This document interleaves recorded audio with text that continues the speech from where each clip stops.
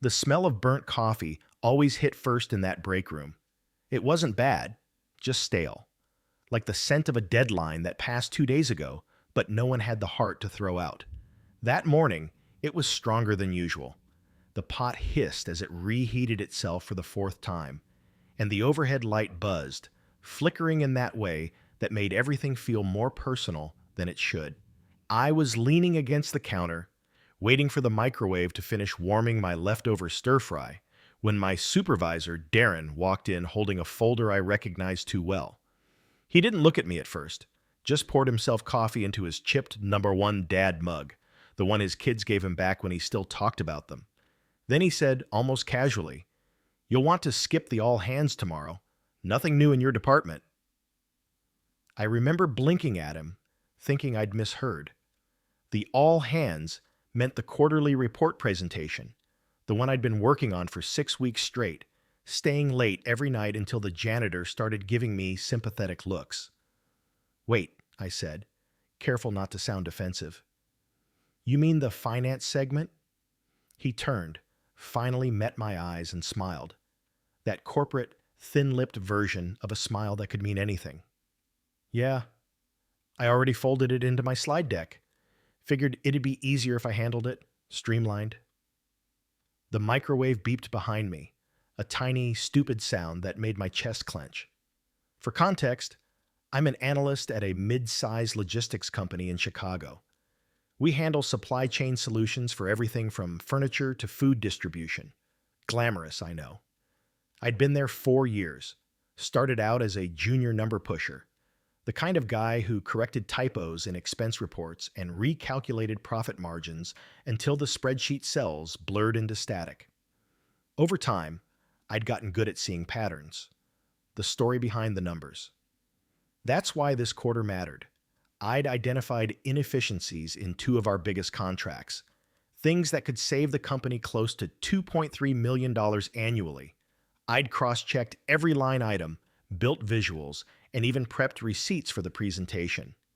Darren, my supervisor, had barely looked at it during our check-ins. He just grunted, nodded, and said, "Looks solid, keep refining." I thought he trusted me, or at least respected the work. When he left the break room, I didn't follow. I just stood there, hands pressed against the counter's cold laminate. I felt stupid, the kind of stupid that sits in your throat and tastes like copper. That night, I opened my laptop again at the kitchen table, surrounded by takeout boxes and the hum of my old fridge. I reread every email chain, every shared document comment, searching for something that gave me ownership. My name was on the file metadata, my initials on every revision. But in the corporate world, metadata doesn't talk. Power does. The next morning, I walked into the all-hands meeting anyway. The conference room was overlit, filled with that nervous energy people get when executives are in attendance. The CEO, Lisa Moran, sat at the head of the table, early 50s, sharp gray suit, presence that could slice through small talk. Darren stood near the projector, clicker in hand, looking smug. His title, Senior Operations Supervisor, sat neatly on his slide. And there it was, my work, my charts, my color scheme, my damn phrasing. I watched him present the efficiency report like it was his baby. Each data point, each cost-saving initiative, my fingerprints erased, replaced by his insights. The room nodded along. Even Lisa was engaged, tapping her pen lightly against the table as he spoke. And then, toward the end, came the receipts slide. The verification documents I'd scanned myself. I knew what was coming next. Lisa leaned forward. "Impressive data, Darren," she said. "Can you confirm who handled the receipt verification for the Easton contract? There were some compliance questions last quarter." He didn't flinch. "Yes," he said smoothly. "I signed off on those myself." The lie dropped like a brick in my chest. After the meeting, people clapped lightly, filed out, made small talk about efficiency and great insights. I didn't move. My knuckles were white around my notepad. Lisa walked past, nodded politely, and said, "Good work. Darren really tightened things up this quarter." That one sentence gutted me. I wanted to say something. Tell her that every number on those slides came from my nights, my weekends, my head. But I couldn't. Not then. Not when I still needed this job to pay rent. That afternoon, Darren stopped by my cubicle. He leaned on the partition like we were old pals. "Don't take it personally," he said. "You'll get your chance next time. But remember, management sees results, not process. You're part of the team. Your success is my success." He patted the top of my monitor like I was a kid's pet project. I stared at him. "You mean your success is my work?" He smirked. "Tomato, tomato." I almost said more, but then I caught the reflection of Lisa walking past in the glass wall behind him. She glanced at us, then looked away, already on her phone. Darren straightened, smoothed his tie, and left without another word. I didn't sleep that night. I kept replaying that moment. His voice, the CEO's nod, the polite applause. It was like watching someone else wear my life and get rewarded for it. By 2 a.m, I was at my laptop again. I pulled up the shared drive, checked the access history. Sure enough, 3 days before the meeting, Darren had downloaded the full report, re-uploaded it under his name, and locked the edit permissions. My original version was buried in the revision history. I took screenshots, every timestamp, every file path, every note comment, my initials beside every updated by line. Part of me wanted to march straight into HR the next morning, but another part of me, the part that's seen how these things usually go, told me to wait. HR protects management, not analysts. The next week, whispers started. Not about the theft, but about me. Someone said I'd missed key deadlines. Another rumor said I'd been struggling with workload. Darren had started dropping these comments casually in team huddles. "Let's make sure everyone's aligned. I don't want another mix-up like last quarter," he'd say, glancing just long enough in my direction. I could feel it. He was laying groundwork, building a paper trail before I even made a move. That's when I started documenting everything. Emails, chats, even brief hallway conversations. I sent follow-ups after every meeting, summarizing my understanding of our discussions, CCing HR for transparency. It felt paranoid at first. Then, it felt necessary. One afternoon, 2 weeks later, Lisa called an impromptu follow-up meeting about projected cost trends. Darren was there again, of course, along with 2 VPs and a compliance officer. I sat in the back this time, laptop open, fingers cold. Halfway through the meeting, Lisa asked for the breakdown of Easton contract expenses again. She wanted to confirm discrepancies between vendor invoices and internal receipts. Darren started scrolling. "Sure thing. I signed those off myself." Then he froze. Lisa squinted. "Where are the digital copies?" He clicked around, clearly flustered.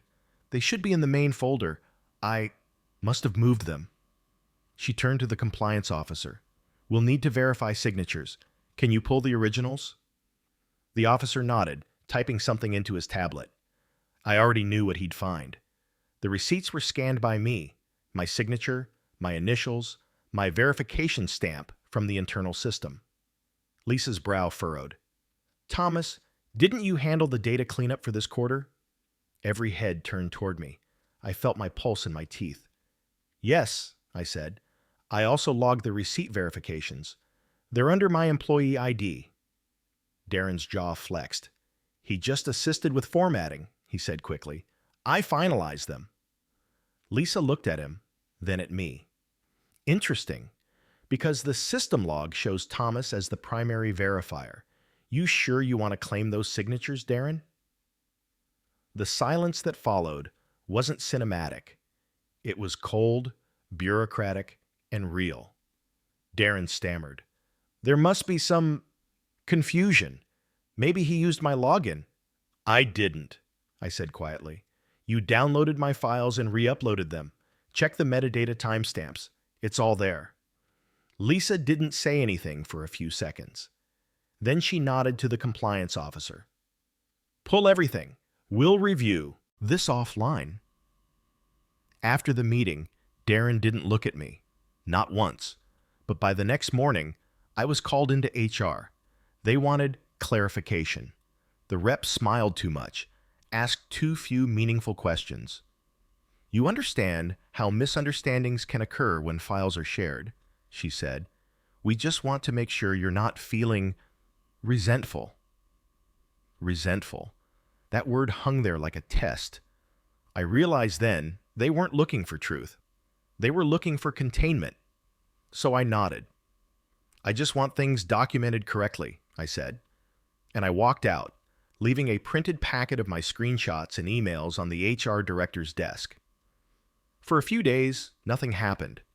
No word from HR, no calls, no meetings. Darren was suddenly polite, distant. Then one morning, an email landed in my inbox. Subject line, follow up on quarterly review. It was from Lisa. She asked me to come to her office at 9 sharp. When I walked in, she was already standing by the window, hands in her pockets. The skyline behind her looked cold, steel gray. Thomas, she said, I reviewed your documentation. My throat tightened. And? She turned. You did excellent work. Better than I was told. She sat down, motioned for me to close the door. We're conducting an internal audit. I'd like you to stay quiet for now. But I want you to know your name will be on the final report. Officially. I nodded, but my hands were shaking. Then she said, and Darren won't be attending next quarter's presentation. That should have been relief, but all I felt was tired. Because in places like this, truth doesn't travel fast. It crawls through forms, meetings, signatures, and polite smiles. Still, for the first time in weeks, I left the office before sunset. The coffee machine was finally off, and as the elevator doors closed, I caught my reflection. Exhausted, yes, but standing. The Monday after Lisa's quiet meeting with me, the office air felt different. It wasn't relief exactly, more like the tension before a thunderstorm. That strange static where everyone senses something's coming, but no one wants to admit it. When I swiped my badge at the glass entrance, the usual beep sounded slower, like even the system was hesitating. My stomach did that uneasy flip I'd learned to ignore since college, back when I used to pull all-nighters worrying about grades, not people stealing my work. The lobby smelled faintly of printer toner and air freshener pine. The receptionist, Monica, gave me a tight smile. She usually joked about my bad coffee habits, but that morning her eyes darted toward the elevators instead. I followed her gaze. Darren was there, standing near the security desk, holding a cardboard box. For a second, my heart stumbled. He was talking quietly to one of the HR staff, Elena, I think, who nodded, lips pressed in that same polite shape people use when pretending things are fine. I couldn't hear the words, just saw Darren's jaw tightening as he gestured toward the box. His tie was loose. His usual cologne, overpriced, sharp, barely masked the scent of panic. I didn't mean to stare, but I couldn't help it. He looked up. Our eyes met. There wasn't anger there. Not yet. Just the stunned, unanchored look of a man realizing the ground beneath him wasn't concrete after all. I walked past him without speaking. The elevator ride up felt long. When the doors opened onto the 4th floor, the buzz of keyboards and phones swallowed me again. Ordinary chaos. But something was off. Conversation stopped when I passed certain desks. A few coworkers gave me nods that lingered a bit too long.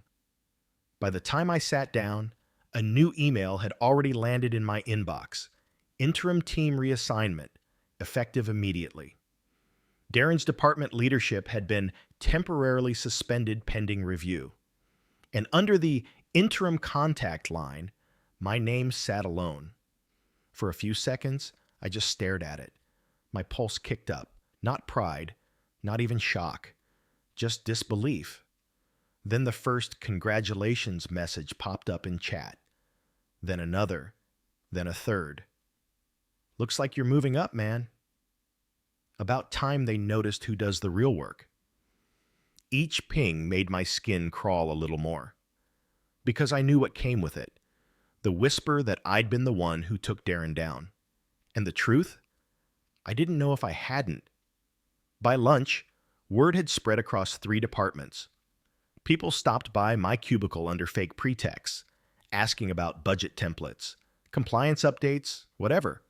But their real question was always the same, just dressed differently. What really happened? I kept my answer short. Just an internal review. I don't know the details. Nothing I can comment on. But in the office, silence breeds its own rumors. By the second day, someone said Darren had been escorted out. Another said he'd been accused of fraud. One even claimed Lisa had personally suspended him. None of it was true. Or maybe some of it was. I didn't ask. I just kept my head down and worked. But the quiet wasn't clean. It had an aftertaste, like guilt wearing a business casual shirt. That Thursday, around 5, I was packing up when my phone buzzed with an unknown number. "Thomas?" the voice said. It was Darren. I froze. The whole office was dim by then, most people gone, just the hum of HVAC and the copier lights blinking in idle rhythm. "Yeah," I said carefully. "I need to talk to you," he said. His tone wasn't angry. It was something flatter. "Not here. There's a diner on Ogden near the station. You know the one?" I did. The kind of place that smelled like bacon grease and burnt hope. "I don't think that's a good idea," I said. "It's not about work," he replied. 10 minutes, that's all." Then he hung up. I told myself not to go, that nothing good could come of it. But an hour later, I was sitting in that diner anyway, nursing a coffee that tasted like asphalt. Darren walked in wearing the same suit from earlier that week, only now it looked tired. Creases at the elbows, stain near the cuff. He slid into the booth across from me without saying a word. For a long moment, we just listened to the sizzle from the kitchen. Then he spoke. "They're making me the fall guy," he said. I didn't answer. He leaned forward. "You think this was all me? You think I just took your report and thought no one would notice?" I stared at him. "That's exactly what you did." He exhaled hard, rubbed his face. "You don't get it. This goes higher. They told me to streamline the report, cut the red tape. I didn't realize they'd hang it on me when things got messy." I frowned. "Who's they?" "Lisa's team," he said. "Her directive was clear. Make the numbers clean before the board meeting. She didn't want noise about missing receipts." I didn't know whether to believe him. "Then why did you say you signed them?" I asked. He looked out the window, voice quieter now. "Because she told me to present it that way. Said she'd handle the audit later. I didn't think—" He stopped, looked at me again. "You think they'd risk a supervisor over $2 million in efficiencies? Come on." I watched his hands shake slightly as he stirred his coffee. His knuckles looked pale. "Why tell me this now?" I asked. "Because I'm done covering for them," he said. "You'll see. They'll spin this. They always do." He slid a folded piece of paper across the table. I hesitated, then opened it. It was an email printout, internal correspondence between Lisa and one of the VPs, half redacted, but enough to read the header, Q2 presentation alignment, reallocate authorship to management. Below it, ensure Darren presents the findings. Analyst names can be omitted for clarity. Will address attribution in final documentation if necessary. I stared at it, my heart pounding. "Where did you get this, what?" I asked. He gave a humorless smile. "You're not the only one who screenshots things." When I got home that night, I couldn't think straight. I sat at my kitchen table, the paper in front of me, my laptop open to the company portal. Part of me wanted to forward the email to HR, to the compliance team, to anyone. But another part hesitated, because if Darren was right and Lisa had really sanctioned it, then this wasn't just plagiarism. It was structural rot. I poured myself a glass of water, didn't drink it. The fridge hummed louder than usual. I thought about my father, how he used to say that in offices like ours, honesty doesn't pay rent. I'd spent years trying to prove him wrong. Now, I wasn't so sure. The next morning, I found a note on my desk. No signature. Just 4 words on a torn sheet of printer paper. Watch your email access. That's when I noticed I'd been locked out of the shared drive. My access credentials had expired. I walked straight to a T. They said the directive came from upper management. When I asked who, they shrugged. Talk to HR. HR said it was routine system maintenance. Routine my ass. That afternoon, Lisa called another meeting, smaller this time, just department heads. I wasn't invited, but I saw them all walk in, whispering, closing the blinds. Something was moving behind the scenes. At 6, my inbox pinged again. Subject line, reminder, confidentiality agreement review. It was a request to re-sign my NDA. Same document from when I was first hired, only now with a new clause about proprietary analytics. My gut twisted. They were circling the wagons. I didn't sign. Instead, I opened a private email draft to myself, attached the screenshots, Darren's printout, my time-stamped files, and a short note. If I disappear from the company system, this is why. I never sent it, but it sat there, saved in drafts, like a loaded weapon I wasn't sure I'd use. The following week blurred. HR follow-ups, compliance verifications. Meetings that didn't include me, but somehow affected my projects. My name started vanishing from documentation again, quietly this time, hidden behind team deliverables. And Darren, gone. No one said fired, no one said suspended, just gone. His desk cleaned out, nameplate removed. But every so often, I'd think about that diner conversation.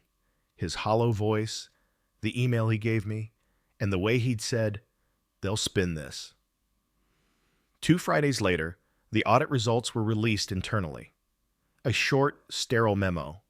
Following internal review, procedural discrepancies were identified in Q2 report authorship and compliance. All findings have been addressed. The company remains committed to transparency. That was it. No names, no accountability. And below that, a line that made my stomach drop. Effective immediately, Thomas Hale will transition to a new cross-departmental role focusing on data integrity oversight. I was being promoted, but it didn't feel like a reward. It felt like containment.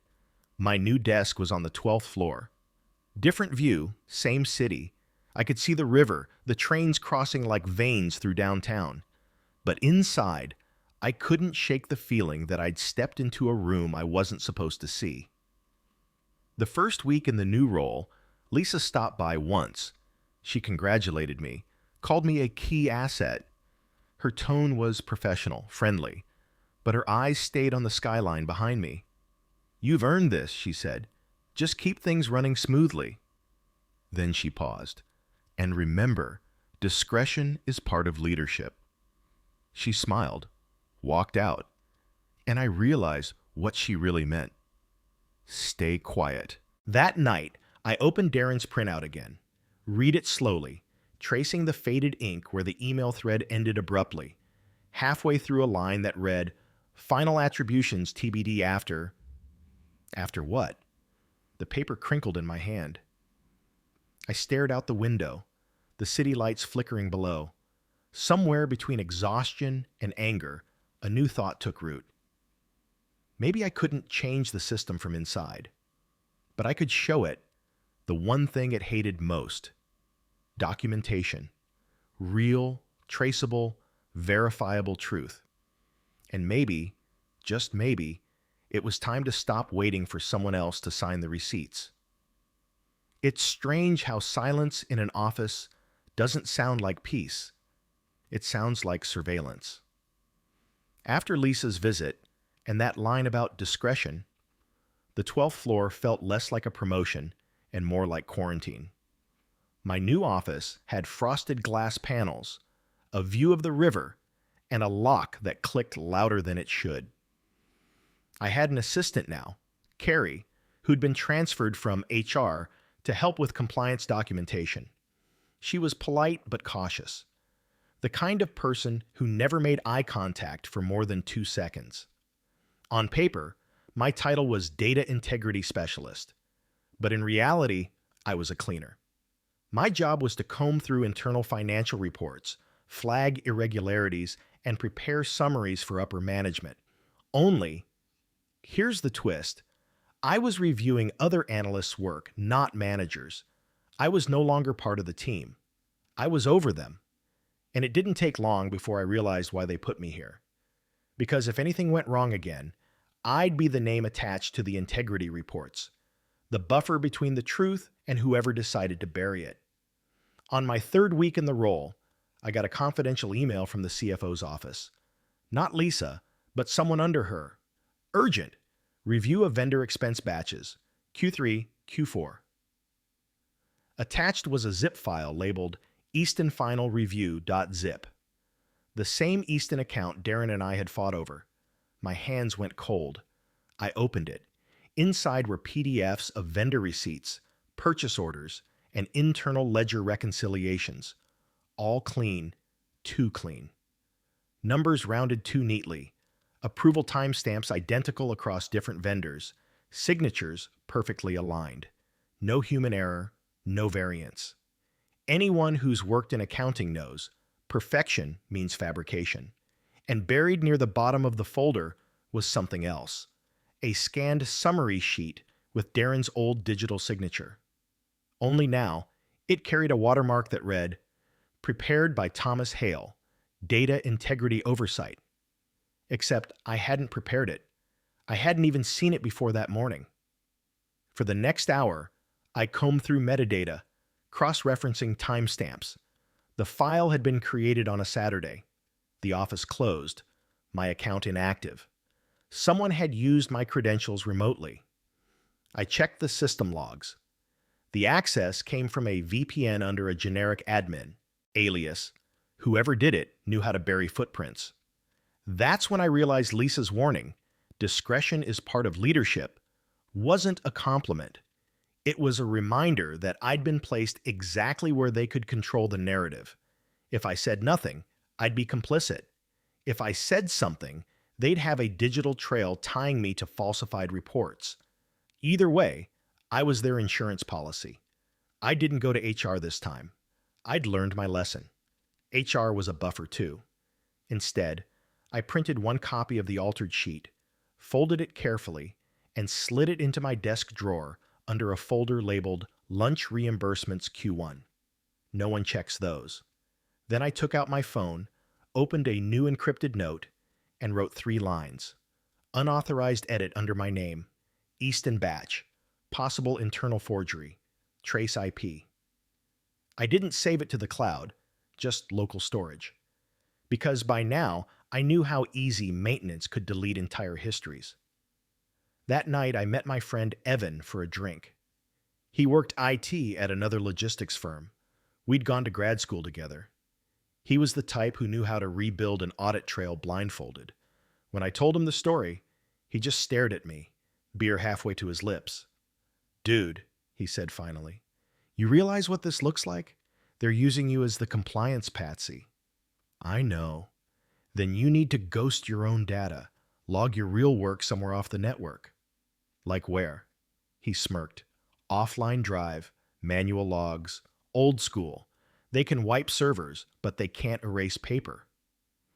That night, I dug out an old moleskin notebook I hadn't touched since college. I started writing everything. Dates, file names, signatures, access timestamps, even room temperatures. Anything that could later be cross-referenced. It felt paranoid. But paranoia, I was learning, was just foresight with documentation. The next month was quiet. Too quiet. Lisa didn't call me in. The CFO stopped CCing me. Even Carrie seemed relieved when I said I'd handle the reports alone. But behind that stillness, something was moving.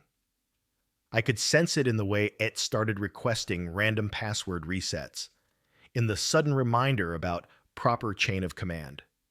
Then, late one Friday, an internal memo circulated. Quarterly results meeting, Monday 9 a.m. Presentation, Thomas Hale, Data Integrity. I hadn't been told. I called Carrie immediately. She stammered, "I thought Lisa cleared it directly with you." She hadn't, and the file attached to the calendar invite? Easton Final Report, v5.pdf. The same falsified data set, with my name as author. I didn't go home that night. I stayed at the office, lights off, just the glow of the monitor on my hands. My inbox pinged with a dozen unread messages, all related to Monday's presentation. That's when I noticed a hidden revision log embedded in one of the PDFs. A forgotten metadata field. Whoever falsified the report had copied my name, but left their initials in the source XML, LM Lisa Moran. My breath hitched. She hadn't just approved it, she'd created it. And now, I was supposed to stand before the board and present her forgery as mine. Sunday morning, I drove downtown early. Chicago was gray, the kind of wet cold that makes the air metallic. I parked by the river, sat in my car with the engine running, staring at the office tower in the distance. Part of me wanted to drive away, to just let it all collapse behind me.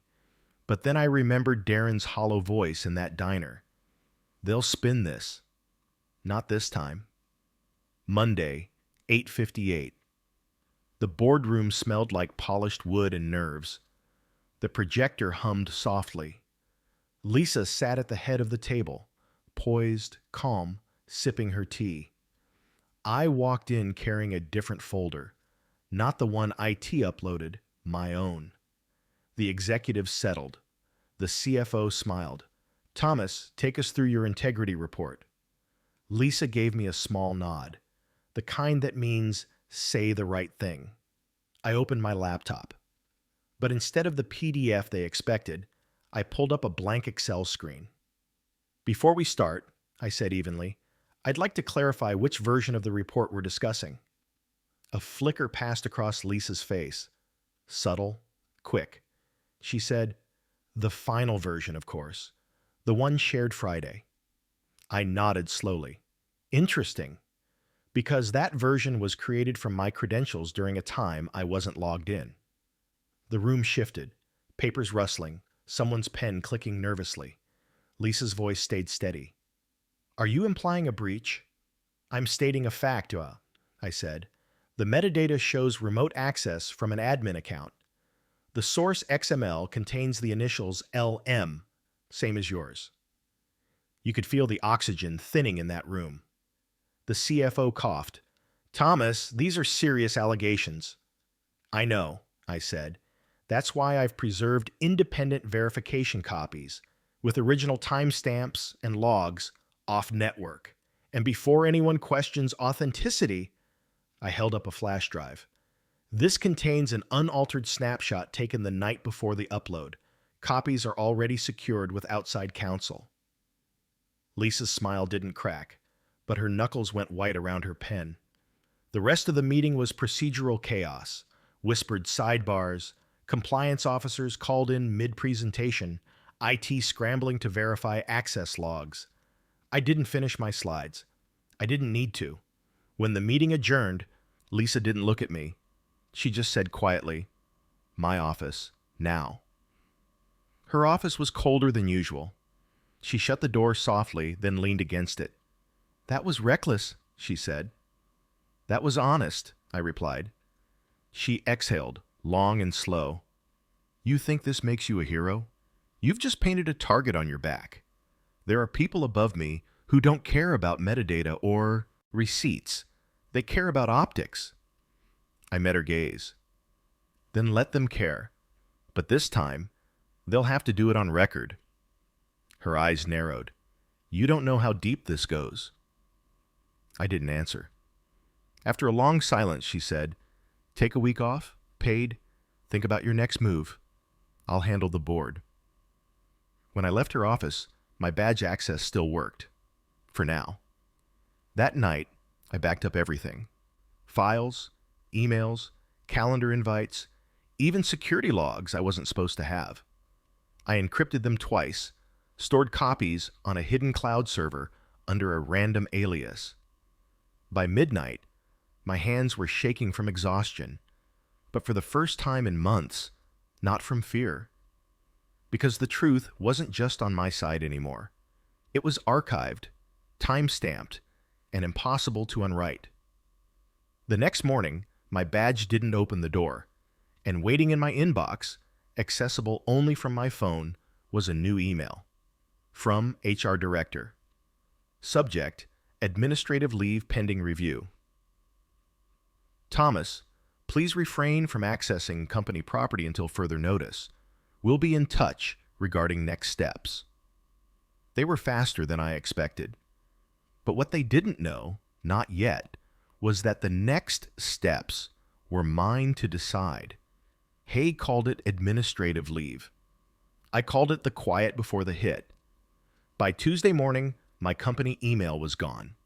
VPN access revoked, laptop disabled remotely, all the polite, sterile ways corporations make you vanish without having to fire you. I sat in my apartment, blinds half closed, the hum of the fridge filling the silence. My suit jacket was still hanging over a chair, sleeves folded like arms mid-gesture. For the first time in years, I didn't have a reason to check the clock. But I wasn't unemployed. Not yet. I was just suspended in bureaucratic limbo. I spent the first 2 days trying not to think, took walks around my block, answered texts from coworkers with vague replies. Most of them weren't checking in to see if I was okay. They wanted gossip. By Wednesday night, I realized I hadn't heard from Lisa. No calls, no explanations, no let's talk this through. Nothing. That told me everything. She wasn't negotiating. She was rebuilding her alibi. Thursday morning, a manila envelope slid under my apartment door. No knock, no return address. Inside, a single USB drive and a sticky note that read, "We weren't all blind. See." I stared at it for a long minute before plugging it into my old personal laptop. Air-gapped, no network. The drive held a folder of internal memos, time-stamped before the audit meeting. Every file followed the same pattern: draft revisions, board prep, attribution notes. And in one of them, I saw Lisa's digital signature approving the phrase, "reassigned authorship per leadership alignment." It wasn't just me. It was systematic. They'd been ghostwriting employee work across departments for months, consolidating credit under management to inflate executive bonuses. A polite form of theft, backed by HR compliance language. I scrolled through document after document until one file name froze me: DarrenExitMemo.pdf. It wasn't a resignation letter. It was a non-disclosure acknowledgement, a clause stating that any internal data or communications pertaining to Q2, Q3 analytics would be considered confidential company property, not the work of individual employees. Darren hadn't been fired for stealing my report. He'd been paid to vanish quietly. That night, I printed everything. My living room became an evidence board. Papers taped to walls, red marker lines connecting signatures, dates, initials. It felt obsessive, maybe insane. But every time I thought about stopping, I remembered the way Lisa had smiled in that meeting. Calm, certain, untouchable. I was done being the footnote in someone else's power play. The question was, how do you expose a corporation that writes its own truth? Evan called me that Friday. "You still sitting on that digital evidence?" he asked. "Yeah." "You ever heard of a whistleblower submission portal?" I laughed. "You mean those government sites where tips go to die?" He paused. not if you send it to the right department, and not if it's about financial misrepresentation during public audits. That's when I remembered something Lisa said months ago in passing. Our investors monitor every quarterly report like it's gospel. If what she'd done touched investor relations, it wasn't just an HR issue. It was fraud. And fraud had external consequences. I spent the weekend building my case. I structured it like a report. Old habits die hard.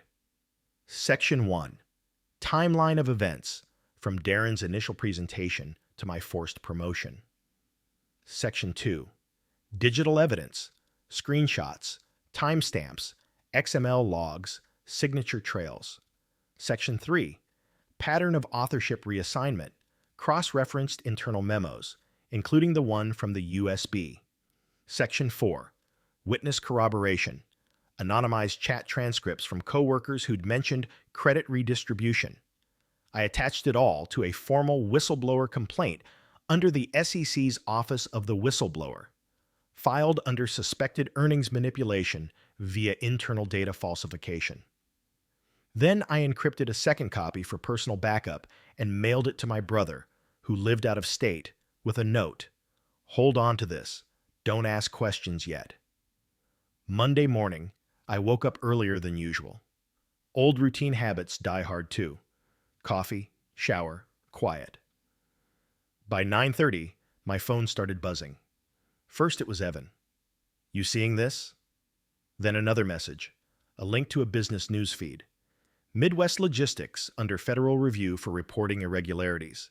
CEO and CFO declined comment.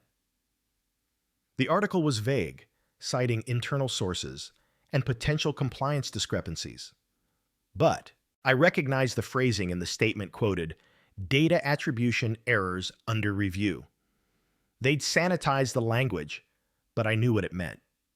The SEC had already reached out. By noon, I got an email from an unfamiliar government address confirming receipt of my submission. It wasn't much, just a reference number, but it was enough. And then, around 2, another envelope arrived at my apartment. This one was from the company. Letterhead crisp, signature digital. Effective immediately, your employment with Midwest Logistics is terminated for violation of internal confidentiality agreements. Severance has been withheld pending legal review. They moved fast. Too fast. But by firing me, they'd validated my claim that retaliation existed, which meant the investigation would widen. For the next few days, I kept my head down. My phone stayed on airplane mode. I didn't post online, didn't talk to coworkers, but word traveled anyway. By Friday, whispers spread through LinkedIn posts and industry emails, executive resignations, HR shakeups, the CFO stepping down for personal reasons. Lisa's name wasn't mentioned publicly, not yet, but people were connecting dots. And then, one late night, my phone buzzed again. Unknown number, voicemail. I hit play. "Thomas, it's Darren." Pause.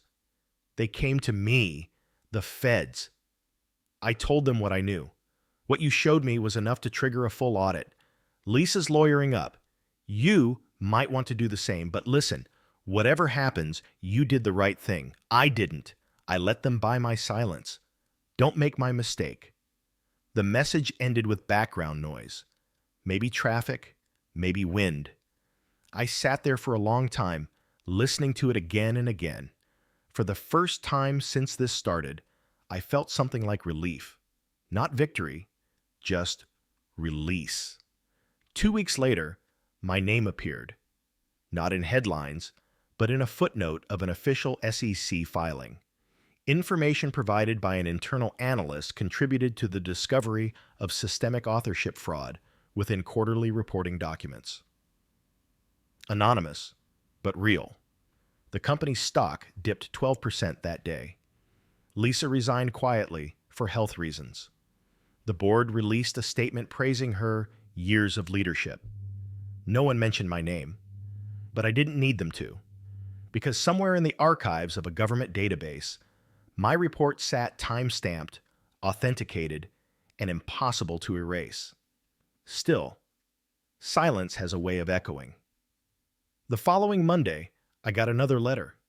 No signature, just a short sentence typed on plain paper. You didn't lose your job, Thomas. You kept your name. No return address. Just a quiet truth that felt heavier than any promotion I'd ever gotten. That should have been the end, but things don't just end cleanly in real life.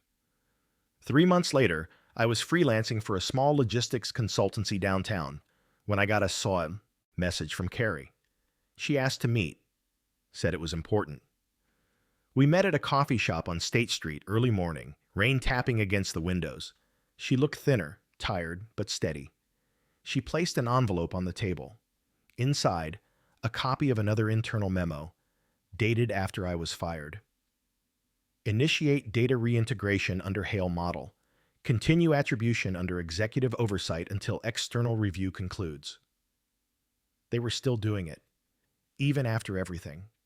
Only this time, they were using my name, Hale model, to describe the audit framework I'd designed before all this blew up.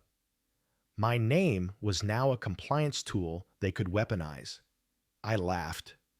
Quietly, bitterly. Carrie just said, "I thought you should know." Then she stood up and left. That night I went back through all my old backups. Every note, every screenshot, every time-stamped line. And for the first time, I didn't feel like prey. I felt like someone holding history.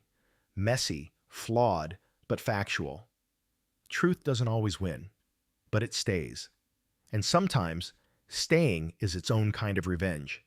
It's been 9 months since I walked out of that glass tower for the last time, but some mornings I still catch myself reaching for the old security badge. Habit, I guess. The muscle memory of survival. The city feels different now. Or maybe it's me. My days start slower.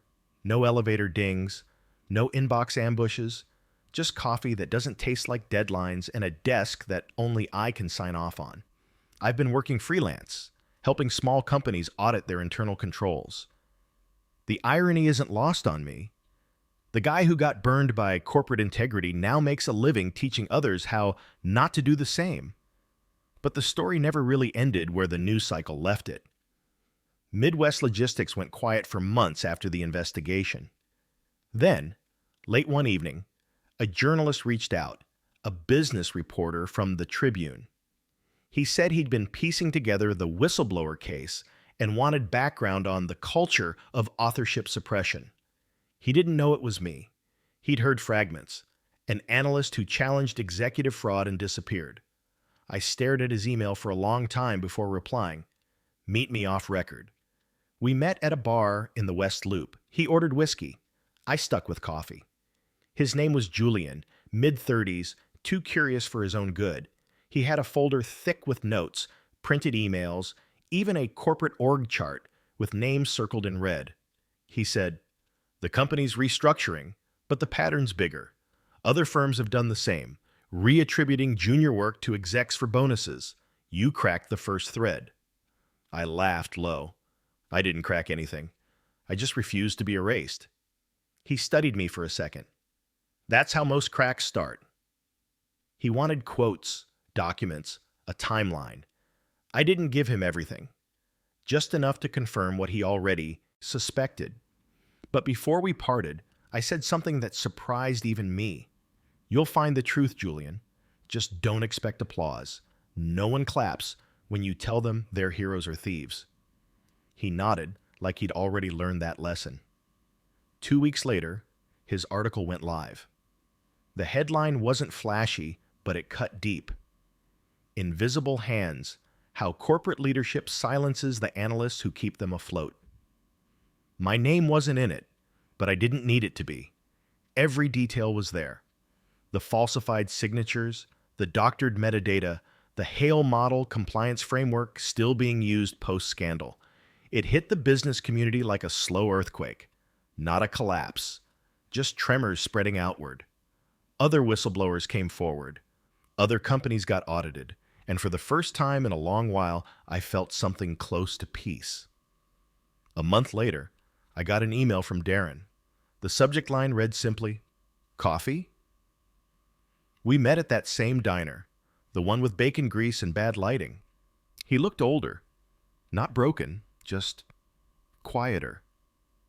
"I read the piece," he said, wrapping his hands around his mug. "Guess you finally got your receipts signed." "Something like that." He smiled faintly. "You know, I thought you'd destroy me back then. If our positions were reversed, I probably would have." I shook my head. "You destroyed yourself. I just stopped covering for you." He nodded slowly. "Fair." Then he looked out the window. "You ever think about going back? To the company?" "No, to that kind of work. Big systems, big stakes." I thought about it. The money, the prestige, the illusion of safety that comes with belonging to something shiny. Then I said, "No, I like signing my own name now."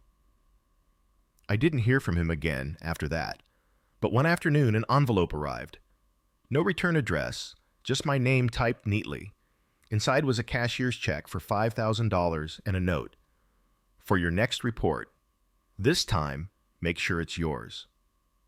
There was no signature, but I recognized the handwriting. Darren had always written his sevens with a slash. Spring turned to summer, and I finally stopped looking over my shoulder. Sometimes, I still pass the old office building downtown. The lights on the 12th floor are dim now. The company's logo is being replaced. New management, new slogan, same structure. But I know somewhere deep in their archives, there's a record they can't delete. My name, attached to the compliance report that started it all. I'm not naive enough to think I changed anything big. Corporations don't crumble from a single story. They just flinch, adjust, and keep going. But the people inside, the ones who watched, who stayed silent, they remember. And that's how systems really shift. One memory at a time. Last week, I got another email, this time from the SEC investigator who handled my case. "You're hired. Cooperation contributed materially to our findings. Should you wish to claim whistleblower compensation, please reply to confirm your eligibility." I didn't respond right away. I just stared at the line, "contributed materially." It sounded clinical, sterile. But beneath it was everything they couldn't put into words. The late nights, the fear, the isolation, the quiet resolve. Eventually, I typed one line back. "Thank you. But my payment came the day they couldn't erase my name." And I hit send. Now, when I wake up, I don't think about audits or presentations or who's claiming what. I think about the morning light on my desk, the way the pen feels in my hand when I write something honest, something that's mine. Because the truth, I've learned, doesn't always roar. Sometimes it just endures.